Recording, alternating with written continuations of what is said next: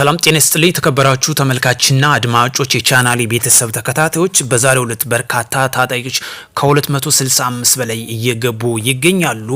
ይህን በተመለከተ የምንመለከተው ይሆናል። እንዲሁም በተለይ የፋኖ መሪ የሚባሉት የጎጃም የጎንደርና የሸዋ እንዲሁም የወሎ ታጣቂዎች በበርካታ አቅጣጫ መንግስት ይዘረጋላቸውን ሰላም ጥሪ እየተቀበለ በመግባቱ ራሳቸውን ማሰባሰብ ጀምሯን። በዚህም የፋኖ መሪዎች የነዘመነ እና ሀብቴ ወልዴ እነምሬ ወዳጀን በመሰባሰብ ኃይላችን እንዴት እናጠራቅም እናሰባሰብ። ምክንያቱም በርካታ ታጣቂ እየተበተነ መንግስት የዘረጋለትን የሰላም በር እየተጠቀመበት ይገኛል። በዚህም ሪፎርም በመስራት በሚል ሰበብ እንግዲህ በጎንደር መሰባሰባቸው መረጃው እየወጣ ይገኛል። የተሰባሰቡት እነዚህ የፋኖ መሪነን የሚሉት ናቸው። በርካታ ታጣቂዎች መንግስት ይዘረጋላቸውን የሰላም ጥሪ እየተቀላቀሉ መግባታቸውን ተከትሎ በዚህ ደግሞ አዲስ ሪፎርም እንሰራለን ይላሉ። ከዚህ በፊት እርስ በርሳቸው ሲናኮሩ እንደቆዩ ይታወሳል። አሁን ደግሞ የአማራ ፋኖ አንድነት መስርተናል አሉ። ከመሰረቱ በኋላ ደግሞ በርካታ ታጣቂዎች መንግስት ይዘረጋላቸውን የሰላም ጥሪ እየተቀላቀሉ ይገኛል። በርካቶች ታጣቂዎች መንግስት ይዘረጋላቸውን የሰላም ጥሪ እንዲቀበሉ ከሚያደርጋቸው በርካታ ምክንያቶች አሉ። መምህራን በግፍ የተረሸኑበት ሁኔታ ነው። መንገድ የተዘጋበት ነው። ዘረፋ የተበራከተበት ሁኔታ ነው።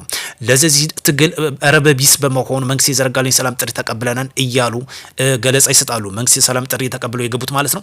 በዛሬው ዕለትም በሰሜን ሸዋ ዞን ወርጃርሶ ተብሎ በሚታወቀው ወረዳ በተሳሳተ መንገድ ጫካ ገብቶ ሲንቀሳቀሱ የነበሩ ወደ 256 በላይ የፋኖ ታጣቂ ቡድን አባላት ከነሙሉ ትጥቃቸው እጅ መስጠታቸው ተገልጿል። በዚህም በርካታ ትጥቅ ሲጠቀሙበት የነበረውን መንግስት ይዘረጋላቸው ከነሙሉ ትጥቃቸው አስረክበዋል ማለት ነው። በተለይ የስድስተኛ እዝ አዋሽ ኮር አዛዥ ብርጋዴር ጀነራል መስፍን እንደተናገሩት አዛዡ በወረዳው በተደጋጋሚ ህብረተሰቡ ጋር በርካታ ውይይቶች በማካሄድ በተሳሳተ መንገድ በጫካ የገቡ የቡድን አባላት እና አማር እጃቸው እንዲሰጡ ማድረግ መቻሉን ገልጸዋል። ስለዚህ ውይይትና ንግግር ድርድር ትልቁ ሚና እንደተጫወተው ብርጋዴር ጀነራሉ ገልጸዋል።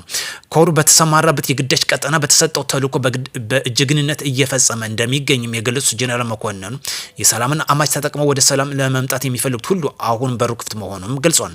የሰሜን ሸዋ ዞን ፖሊስ መምሪያ አዛዥ ኮማንድ ጸጋዬ ቶላ ሀገራችን ሰላምና ደህንነት ሲል ሰራዊቱ የከፈለ ያለው መስዋዕትነት ከፍተኛ መሆኑን ገልጸው በቀጠናው እየተንቀሳቀሰ የሚገኘው የቡድን ሰራዊት እጅ እንዲሰጡም እየተሰራ ያለው ስራ ተጠናክሮ እንደሚቀጥልም አሳስበዋል። በተሳሳተ በሰሜን ሸዋ ዞን በሄድቡ አቦቴ ወረዳ ሲንቀሳቀሱ የነበሩ የሸኔ ቡድን አባላትም አማራጭ የሌለውን የሰላም ጥሪ እንዲቀበል ደግመን መልእክታችን እናስተላልፋለን ሲል ገልጿል ማለት ነው። ስለዚህ በብዙ አቅጣጫ መንግስት ህግ የማስከበር ዘመቻውን እየወሰደ የሰላም በር ደግሞ እንዲቀበሉ በሩን ክፍት አድርጎ ይገኛል። ለዚህ ደግሞ መንግስት የዘረጋውን የሰላም በር እንዲጠቀሙበት ማሳሰብ እንፈልጋለን። ሰሞኑን ከተመለከት ነው ከሻዕቢያ የተላከለትን የጦር መሳሪያ ቀሪ የፋኖ ርዝራዥ እንደተቀበለ ተመልክተናል። በዚህም የዲጂታል ተተኳሽ የተለያዩ መሳሪያዎችን ከሻዕቢያ እንግዲህ በመሰረተ ልማት በኢኮኖሚ እየደቀቀች ነገር ግን ሀገር ለማተራመስ ቀን ከሌት እየሰራች ይገኛል። በዚህም ከሻዕቢያ የተለያዩ ተተኳሽ መሳሪያዎችን እንደተረከበ መረጃው እየወጣ ይገኛል። ቀሪውም የፋኖ ታጣቂዎች እንግዲህ እየተሰባሰቡ መሆኑ ነው የሚገለጸው። በተለይ የፋኖ መሪዎች ናቸው በጎንደር ስብሰባ እያደረጉም እንደሆነ የተገለጸው። በነገራችን ላይ ዓላማ እየተሽቀዳደም ያለው ከሀገሩ ብሔራዊ ጥቅም አንጻር ነው።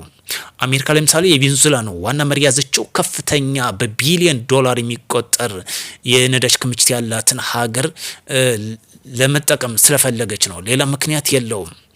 ራሻም ዩክሬንን ለመጠቅለል የፈለገችበት የብሔራዊ ጥቅሟን ስለሚያስቀድምባት ነው። ይሄ ነው በቃ ያለም እሽቅድድም። እኛ ግን የሀሳብ ጉዳይ እያለ የቀይ ባህር ጉዳይ እያለ ዛሬ ለሰፈርና ለሰፈር የሚጮሁት የባዕድ ተልዕኮ አስፈጻሚዎች ባንዳ ስለሆኑ ነው። ስለዚህ እንንቃ፣ አብረን ከብሔራዊ ጥቅማችን ጋር እንሩጥ። ለዚህ ነው የሚያስፈልገው። ሻዕቢያ ከተመለከትናት አምባገነን ነው። የምስራቅ አፍሪካ አምባገነን ለሀገሩ የማይጠቅም ስልጣን ጥማተኛ ዜጎችን ዋጋ እያስከፈለ የሚገኝ። ለዚህ ደግሞ መንግስት ያቀርበልትን ሰላም ጥሪ በተለያየ አቅጣጫ የምትንቀሳቀሱ መሪነን የምትሉ ወደ ሰላም ብትገቡ መልካም ነው እንላለን። የዓለም ሽቅድድም ከጥቅም አንጻር ነው። እንደውም አዲስ መረጃ ይወጣ ይላል። የአሜሪካው ፕሬዚዳንት ግሪንላንድ አሜሪካ ለደህንነትና ወታደራዊ ዓላማ እንፈልጋታለን በማለት አጽንኦት ሰጥተው ተናግረዋል። ትራምፕም ግሪንላንድን ታስፈልገናለች ካሉ ከቆዩ ቢሆንም ዛሬ ግን በልዩ ሁኔታ ድምጻቸውን ከፍ አድርገው ግሪንላንድን እኛ እንፈልጋታለን ሲሉ ተደምጠዋል። የሚፈልጓት ከብሔራዊ ጥቅማቸው አንጻር ነው። ውድ የቻናል ቤተሰብ ተከታታዮች ለሀገራችን ከብሔራዊ ጥቅማችን አንጻር የቀይ ባህርና የወደብ ጉዳይ ቀይ መስመር መንቀሳቀስ ይጠቅማል። በሰፈር ምጮሆ ይብቃችሁ። በዛሬው ዕለት ከ256 በላይ የፋኖ ታጣቂዎች መንግስት የዘረጋላቸውን የሰላም ጥሪ ተቀብለው ስለገቡ በእጅጉ እናመሰግናለን።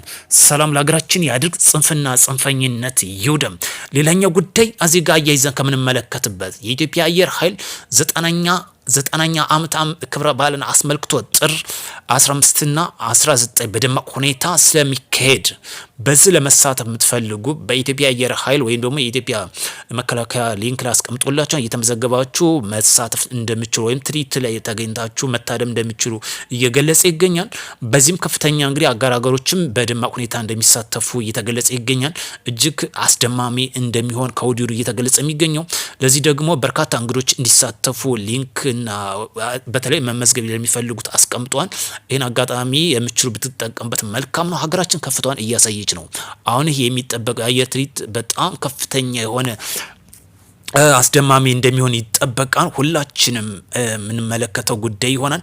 ስለዚህ ሳይመሽባችሁ ጫካ ያላችሁ ወንድሞች ወደ ቤት ብትገቡ፣ ኢትዮጵያ ደግሞ ወደ አሰብ ብትሄድ መልካም ነው እንላለን። ጉዳዩ ጥቂት ጊዜ የቀረ ይመስላል። መንግስትም በአጽንኦት ሰጥቶ በንግግር በድርድር በዲሞክራሲያዊ መብቱን እየተጠቀመ ሀገሪቱ አንጡራ ሀብት የሆነዋን እየገፋበት ይገኛል። ጽንፈኝነት አይጠቅምም። ኢትዮጵያ ወደፊት ትራመዳለች። የሰፈር ጨዋዮችን ብትመለሱ መልካም ነው እንላለን። በዛሬው ትንሽ ታጥቃችሁ ስትንቀሳቀሱ የነበሩ ወንድሞቻችን መንግስት ይዘረጋላችሁን የሰላም ጥሪ ተቀብላችሁ ስለገባችሁ እናመሰግናለሁ። 256 ማለት እጅግ በጣም የሚገርመው በሰሜን ሸዋ ዞን በነ መከተው ማሞ ሲዘወር የነበረው እንግዲህ በርካታ ታጣቂ ወደ ቤቱ እየተመለሰ ይገኛል። ወደ ቻናሉ ቤተሰቦች ላይክና ሼር እያደረጋችሁ በሌላ መረጃ ተመልሰን እስክንገናኝ መልካም ጊዜ እንዲሆንላችሁ ከወዲሁ እመኛለሁ።